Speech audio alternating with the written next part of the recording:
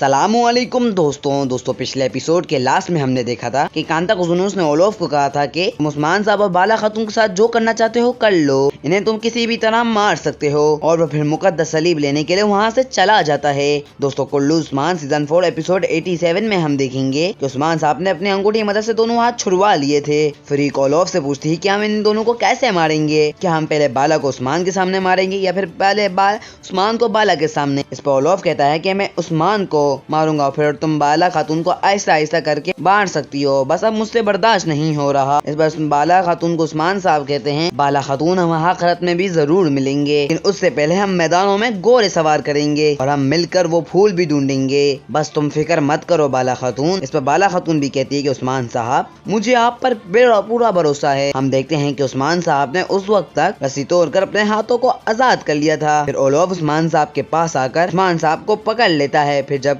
Olaf Usman साहब को मुक्का मारने लगता है तो उस्मान साहब अपने हाथों की मदद से उसे मुक्के को रोक देते हैं और उस्मान साहब उन दोनों पर हमला कर देते हैं। उस्मान साहब जब ओलोफ से लड़ रहे थे तो फरीक बाला खातून पर हमला करने लगती है, लेकिन बाला खातून फरीक को लात मारती तो फरीक का दीवार में लगता है, जिसकी वजह से वो बेहोश हो जाती है। फिर उस्मान साहब फरीक वाला चाकू उठाकर बाला खातून के हाथ भी छुड़वा लेते हैं। उसी वक्त हम देखते हैं कि ओलोफ अपनी तलवार निकाल लेता है, उस्मान साहब पर हमला कर देता है, लेकिन उस्मान साहब बड़े जारिहाना तरीके से उसका मुकाबला करते हैं। उस्मान साहब ओलोफ को भी बेहोश कर देते हैं। उसके बाद कुछ और सिपाही वहाँ पर आ जाते हैं, जिनका मुकाबला बाला खातून और उस्मान साहब मिलकर करते हैं। और उस्मान साहब को और सिपाहियों की आने की आवाजें आ रही थी। उस्मान साहब बाला खातून के साथ मिलकर वहाँ से निकल जाते हैं। उसके बाद जब ओलोफ को होश आता है तो सीधा वो फरीक के पास पहुंच जाता है, फरीक को अपने साथ उठाकर ले जाता है और उस्मान साहब के पीछे चला जाता है। उसके बाद हम जंगल में सुल्तान मसूद को देखेंगे। सल्जूकी सिपाही सुल्तान मसूद को शहीद करने के लिए जंगल में ले आए थे। एक सिपाही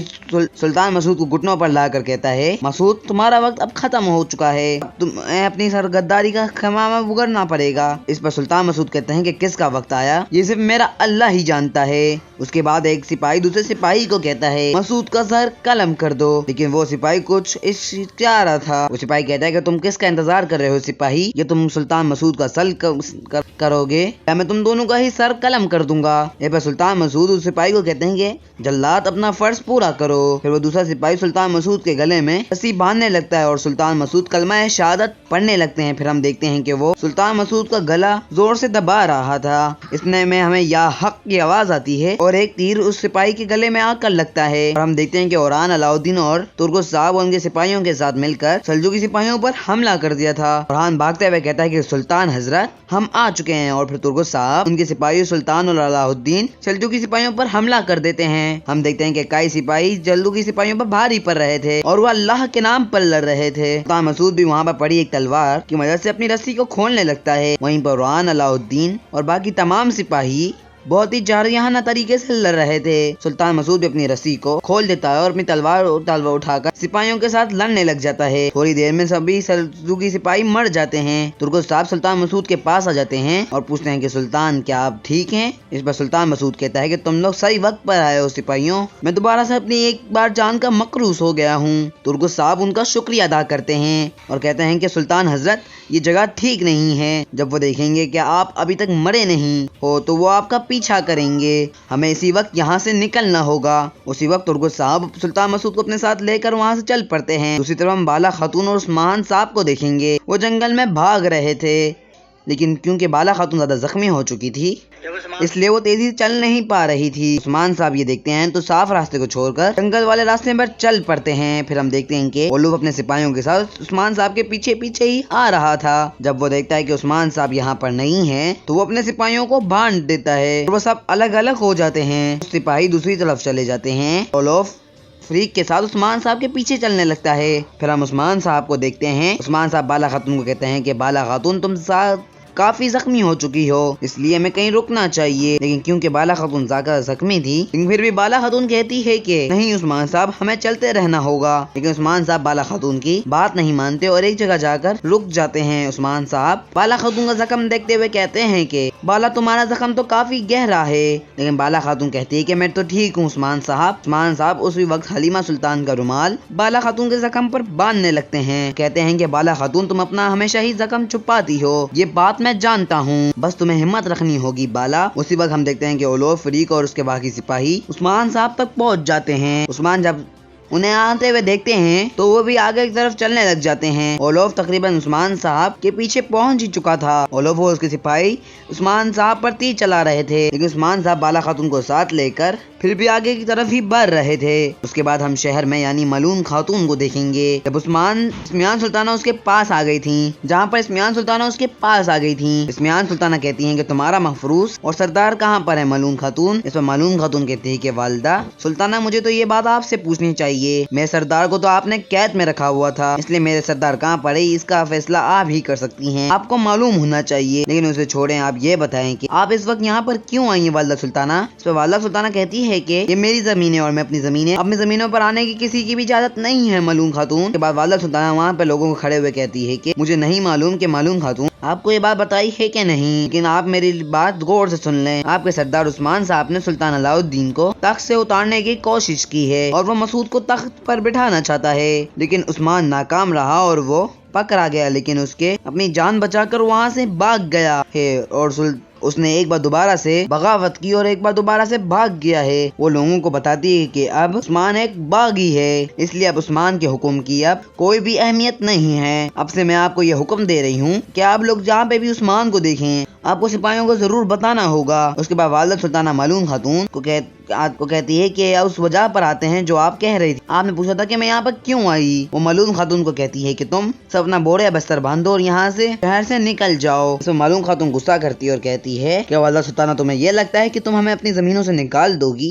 वालिदा सुल्ताना कहती है कि मुझे लगता है कि मलून खातून तुमने मेरी बात गौर से नहीं सुनी। आपका सरदार अब एक बागी बन चुका है, वो अब एक मफरूर है। मुझे मालूम नहीं कि अब तुम किन जमीनों की बात कर रही हो। इस पर मलून खातून अपनी तलवार निकाल लेती है और कहती है कि तुम में इतनी हिम्मत कहाँ से आई कि तुम हमें अपनी जमीनों से निकाल दो। इस पर वालिदा सुल्ताना कहती हैं, मलून खातून आगे बढ़ो और अपनी तलवार निकालो ताकि मैं तुम्हारी हवेली के तमाम लोगों को, यहाँ तक कि तुम्हारे बच्चों को भी जिंदान में डाल सकूं। मलून खातून कहती है कि तुम बुज़दिल हो वालिदा सुल्ताना, हमने इतनी जमीनों को अपने खून से लिया है। इस पर वालिदा सुल्ताना कहती है कि मैं तुम्हारे खून से लिए गए कबीलों को तुम्हें दे रही हूँ, बस अब तुम लोग जहाँ से आए हो तुम्हें वहीं पर जाना होगा। मैं तुम्हें शाम तक का वक्त देती हूँ, शाम के बाद मुझे इस हवेली में कोई भी नजर नहीं आना चाहिए। बस यही कहने के बाद वालिदा सुल्ताना वहाँ से चली जाती है। उसके बाद हम उस्मान साहब को जंगल में देखते हैं, जहाँ पर वो बाला खातून को आगे लेकर साथ साथ बढ़ रहे थे, लेकिन एक जगह बाला खातून उस्मान साहब रुक जाते हैं और फिर बाला खातून उस्मान साहब मिलकर ही करी तमाम आने वाले ओलोफ के सिपाहियों को जहन्नम वासिल कर देते हैं। हम देखते हैं कि ओलोफ और फरीक भी पीछे से पहुंच चुके थे, लेकिन उस्मान साहब अब और आगे नहीं भाग रहे थे क्योंकि उस्मान साहब ने अब लड़ने का फैसला किया था। ओलोफ और फरीक भी उस्मान साहब तक पहुंच आए थे। ओलोफ कहता है कि उस्मान, मैं तुम्हारे और तुम लोगों को जला दूंगा, लेकिन उस्मान साहब कहते हैं कि ओलोफ, तुम्हारा इख्तिताम भी बाकी जैसे लोगों का होगा, तुम्हारी लगाई हुई आग भी आग में बदल देगी। ओलोफ, आ जाओ और मुझ पर हमला करो। इसके बाद ओलोफ उस्मान साहब पर हमला कर देता है। दूसरी तरफ फरीक भी बाला खातून पर हमला कर देती है। बाला खातून जख्मी हालत में थी, लेकिन फिर भी वो फरीक का डट कर मुकाबला कर रही थी। फरीक गुरूर में आकर कहती है कि बाला खातून, मैं तुम्हारा सर काट दूंगी, लेकिन बाला खातून कहती है, फरीक, बस तुम्हारी ज़बान ही तलवार की तरह तेज चलती है और मुझ पर हमला करो। दूसरी तरफ उस्मान साहब भी ओलोफ के साथ मुकाबला कर रहे थे, क्योंकि बाला खातून ज्यादा जख्मी भी थी, इसलिए फरीक बाला खातून पर भारी पड़ती है। बाला खातून नीचे गिर जाती है। जब उस्मान साहब देखते हैं कि बाला खातून मुश्किल में है, जल्दी जल्दी से ओलोफ पर हमला कर देता है, उसे नीचे गिरा देता है और बाला खातून की मदद करने के लिए पहुंच जाते हैं और अपने तलवार से फरीक को ज्यादा जख्मी भी कर लेते हैं। इतने में हम देखते हैं कि ओलोफ के और सिपाही भी पीछे से तेजी से आ रहे थे। उस्मान साहब जब ये देखते हैं तो बाला खातून को लेकर वहाँ से फिर भागने लग जाते हैं। फरीक भी ज्यादा जख्मी हो चुकी थी। उसी बाद हम जंगल में उसी चरवाहे को देखते हैं जिसके बारे में कांता कुनूस को उस्मान साहब ने बताया था। कांता कुनूस उस वक्त तक पहुँच जाता है। कांता कुनूस अपने सिपाहियों को पीछे ही रोक देता है और खुद अकेला ही उस चरवाहे के पास पहुँच जाता है। कांता कुनूस देखता है कि चरवाहा तो सो रहा है, फिर वो उसे अस्सलाम वालेकुम कहता है और फिर चरवाहा उठता है, वालेकुम अस्सलाम कहता है और उसे खुशामदीद भी बोलता है। फिर कांता कुनूस चरवाहे को कहता है कि चरवाहे कहता है कि मैं यहाँ पर एक एक अमानत लेने के लिए आया हूँ। चरवाहा कहता है मैं सुन रहा हूँ, तुम किस अमानत की बात कर रहे हो। कांता को जुनून से पर्ची पर लिखकर वही कोड बोलने लगता है और कहता है कि धुएं के बगैर आग और तलवार के बगैर बहादुर नहीं रह सकता। मुझे उस्मान साहब ने भेजा है, एक चाकू अपना कभी भी दस्ता नहीं काट सकता। चरवाहा कहता है कि मुझे पता है कि तुम किसके बारे में बात कर रहे हो, ये एक राज है, राज हमेशा मैं अपने पास रखता हूँ। लेकिन चरवाहा कांता को जुनून को कहता है कि तुम तो हम में से नहीं लग रहे हो, मुझे बताओ कि तुम असल में कौन हो। इस पर कांता को जुनून कहता है कि मैं उस्मान साहब का सिपाही हूँ। मैं उस्मान साहब कह रहे कौन तो उस दुनिया में जासूसी करता हूँ, तुम गलत रायवे में मत पड़ो, मैं तुम में से एक हूँ। इस पर चरवाहा कहता है कि मैं चरवाहा के पास सिपाही के पास बहुत सिपाही हैं, मैं जानता हूँ। उसके बाद चरवाहा एक चाबी निकालकर कांता को जुनून को दिखाता है। कांता को जुनून पूछता है कि चरवाहे ये किस चीज की चाबी है। इस पर चरवाहा कहता है कि मैं अमानत संभालता हूँ, कि मुझे मालूम नहीं कि वो अमानत क्या चीज है, लेकिन वो अमानत मुझ पर बहुत भारी है। मेरे साथ चलो, मैं उसे तुम्हें वो अमानत दे दूंगा और मेरा भार भी कुछ कम होगा। वो चरवाहा अपना थैला और लाठी उठाता है और वहाँ से चलने लग जाता है। कांता को जुनून भी उसके पीछे पीछे ही जा रहा था। उसके बाद जंगल में हम उस्मान साहब को देखते हैं। उस्मान साहब जंगल में एक जगह जाकर रुक जाते हैं। ओलोफ और उसके सिपाही भी उस्मान साहब तक पहुंच गए थे। ओलोफ उस्मान साहब को कहता है कि उस्मान तुम अब भाग नहीं सकते, इस दफा तो तुम बिल्कुल नहीं भाग पाओगे। फिर उस्मान साहब अपना हाथ ऊपर करते हुए कहते हैं कि ओलोफ क्या तुम जानते हो कि एक भेड़िया अपना शिकार कैसे करता है। फिर उस्मान साहब अपना हाथ नीचे करते हैं और फिर सिपाहियों को आवाज लगाते हैं। उस्मान साहब के बहुत से सिपाही तीर लेकर वहाँ पर आ जाते हैं और ओलोफ और उनके सिपाहियों पर तीर चलाने लग जाते हैं। हर तरफ से अल्लाहू अकबर की सदाएं आ रही थीं। ओलोफ इस पर बहुत ही गुस्सा करता है और कहता है कि लानत हो उस्मान। और फिर उस्मान साहब भी कहते हैं कि ओलोफ तुमने देख लिया है कि मैं क्या कर सकता हूँ। ओलोफ कहता है कि उस्मान तुमने मेरे लिए भी और कांता को जुनून के लिए भी जाल बिछाया है। हम देखते हैं कि ओलोफ अपने सिपाहियों के साथ ढाल बनाई हुई थी और वो आहिस्ता आहिस्ता पीछे हट रहे थे और इसी तरह वो वहाँ से भाग जाते हैं। उसके बाद उस्मान साहब अपने सिपाहियों को शुक्रिया अदा करते हैं, लेकिन कहते हैं कि खेल अभी खत्म नहीं हुआ, अभी एक और काम बाकी है। उसके बाद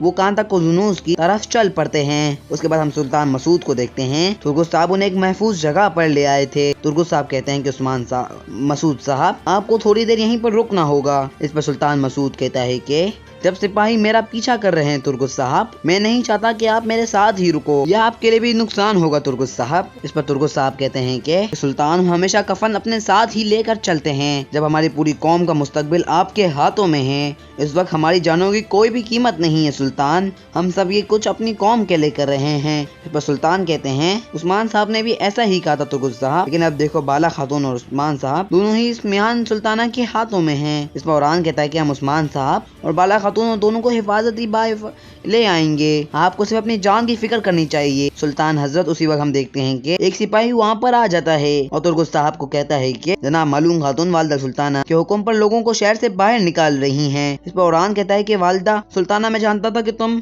नहीं रुकोगी। इस पर अलाउद्दीन भी कहता है कि वो हमारे बाबा की गैर हाजिरी में अपनी मौजूदगी का फायदा उठाकर हम पर हमला करना चाहती है। औरान कहता है कि बस अब उन्हें आने दो, हम उनका मुकाबला करना अच्छे से जानते हैं। उसके बाद हम जंगल में उसी चरवाहे को देखेंगे जो कांता को जुनून को लेकर गार फिर दूर तक आ गया था। कांता को जुनून चरवाहे को रोकते हुए कहता है कि चरवाहे रुक जाओ, क्या हम काफी दूर नहीं आ गए। इस पर चरवाहा कहता है कि बिल्कुल नहीं, हम एक बहुत बड़ी अमानत की तरफ जा रहे हैं। उसे कांता को जुनून हैरानगी से पूछता है, ए चरवाहे क्या तुम उस अमानत के बारे में जानते हो कि वो क्या चीज है। वो चरवाहा कहता है कि बिल्कुल मैं जानता हूँ, वो अमानत में जिंदगी पर भारी बोझ है, लेते वक्त भी और देते वक्त भी। मैं जानता हूँ कि तुम कोई भी उस्मान के सिपाही नहीं हो, बल्कि तुम कांता को जुनून हो। ये सुनकर कांता को जुनून बहुत ही गुस्सा करता है और अपनी तलवार निकाल लेता है। लेकिन इतने में हम देखते हैं कि उस्मान के बहुत सारे सिपाही एक तरफ से आ जाते हैं और झड़कता कहता है कि कांता को जुनून हम आ चुके हैं। बुरान कहता है कि इस बार कांता को जुनून हम तुम्हें अपने सरदार के सामने अमानत के तौर पर पेश करेंगे और हम तुम्हारी जान ले लेंगे। कांता को जुनून